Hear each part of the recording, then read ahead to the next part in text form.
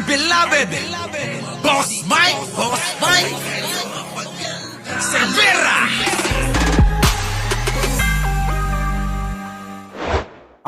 Sino ho nakakaalam nitong pinost ni Bato? Ito yung pinost ni Bato. Yan po, oo. Ito na. Bobo, Ronald Bato, Bobo, De La Rosa, Bobong Senador. Eka rito. Mabuti pa ang mga bata nakakaintindi sa mga pangyayari. Makinig kayo, mga yelo at mga komunista, eka, mga kababayan. Pinatamaan yung mga dilawan at mga pinklawan at mga kakampi daw nilang mga komunista. Bakit hindi mo sinama mga loyalista? Inang-ina ka. Dapat sinama mo ang mga loyalista. Bakit? Alam mo ba na hindi mo maloloko sila? Kaya yung mga dilaw na lang ang pinupunterya? Oy, Bato! Hindi kayo ubra sa mga loyalista. Nag-iisip to.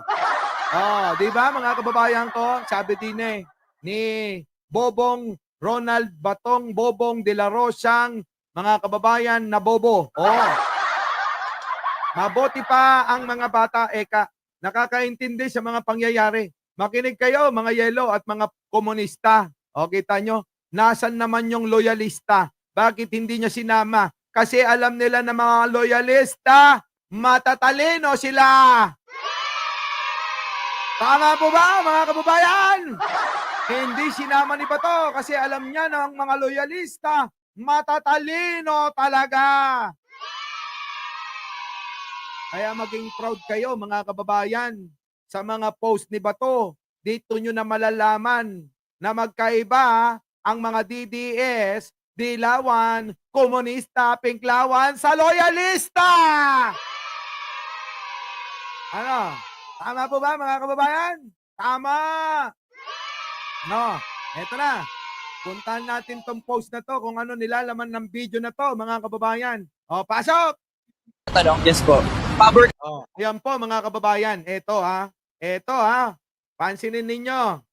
Ang AI generated po ay magkaiba doon sa video kanina. Ito AI maliwanag na pinatulan ng isang kalbong senador nyo. Ito po yun. Naniniwala ko na sila lang din ang may gawa. Tapos mga kababayan, ang ginagawa nila, pinakakalat nila. Ano po, mga kababayan? Kasi ang dami na talagang naglabasan. Mga survey, mga kabataan, ayaw na talaga sa mga Duterte. Tingnan nyo. Pansinin nyo mga kababayan. Excuse me, pwede ba kitang matanong? Yes po. Pabor ka ba sa impeachment ni VP Sara? No. Bakit? Because it is obviously politically motivated. I mean, maraming may confidential funds sa gobyerno, iba nga billions pa. But why single out the VP? Nyo, dahil wala na hong mga twiran sa kanila, eto na lang, AI-generated video, pinapalaganap nila. Siyempre, mga kababayan, yung gumawa niyan, alam nyo na, panig sa mga grupo ni Duterte. Ngayon, mga kababayan ko, kita nyo naman, may tuktok pa sa likod. Opo ha. At sabi nga dito mga kababayan, nakita nyo, itong kulay blue sa bandang likuran. Ito po mga kababayan, ay hindi po sa Pilipinas. Ito mga kababayan, ginuhitan pa nga yan. Ayan, ay grabe. Ayun. Tignan nyo kung saang eskwelahan yung ginamit ng mga yan. At yung sasakyan, plaka nung tuktok, hindi natin plaka yan. At itong signboard ng isang establishmento at negosyo, hindi dito yan sa Pilipinas. Sa madaling salita mga kababayan ko, gawa-gawa lang itong video na ito na pinapakalat ng kampo ni Duterte na sinasakyan naman at pinaniniwalaan ng mga bobo. So maliwanag naman siguro yung paliwanag ko, no? Mga kababayan ko. So eto yung kanilang naratibo. Ang naratibo na gustong ipahatid sa inyo, kapaboran talaga sa mga Duterte. Wala nang iba. Pabor ka ba sa impeachment ni VP Sara? No. Bakit? Because it is obviously politically motivated. I mean, maraming may confidential funds sa gobyerno, iba nga billions pa. But why single out the VP? They want justice, but their justice is selective. If these politicians are really serious in cleaning up the government, then investigate all at isama na nila mga sarili nila. Kita nyo mga kababayan, di po ba? Parehas na parehas, teka. Oo, wag nyong lukuhin ang mga tao. Tandaan nyo, si Sara ang nasasakdal dito. Kung meron pala kayong alam na mga tao na may ginawang kasalanan tulad ng ginawang pagnanakaw ni Sara, paimbestigahan nyo mga tanga. Diba? Ganun lang yun. Hindi yung pagka tinuro kayo, kailangan si si Pedro. Pag tinuro si Juan, kailangan sasabihin ni Juan, si Pedro din. Kung si Pedro din, dapat, sampan nyo ng kaso. Diba? Bakit hindi pa imbestigan ng mga kaalyadong mga senador? Napakarami nyo. Kung totoo. Di po ba? Kung totoo yan, bakit hindi nyo pa imbestigan? Napakarami nyo. Yan, mga kababayan. So maliwanag na maliwanag dito na gusto nilang lituhin, lokohin ang sambayan ng Pilipino. Kung ayaw nyo maniwala, DDS kayo. Wala na kaming magagawa. Ganun talaga eh. Di ba? Wala na kaming magagawa, pero hindi kami titigil sa kakapaliwanag, kakangawa.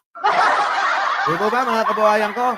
So yan ngayon yung mga kababayan, viral na pinost ni Bato, mga kababayan, na AI-generated video na ang naratibo at nilalaman nito ay kapaboran kay Sara Duterte na mahilig sa pompiang at bembang.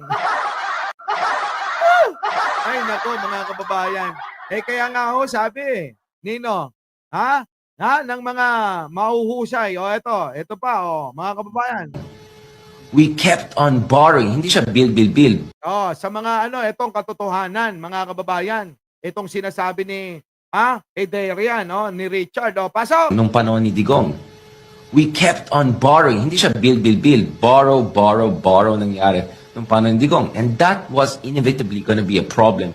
Not only for the succeeding administration, but for administrations to come. In fact, towards the end of the Duterte administration, you had no less than Department of Finance Secretary Sonny Dominguez openly saying that we could face a generational fiscal challenge. So in short, there's no way to talk about our ability to cope with different problems, to invest in our infrastructure, without also talking about the bad legacy of the Duterte administration when it comes to debt, when it comes to inefficient infrastructure spending, and not to mention yung quality ng mga infrastructure projects nila. Correct.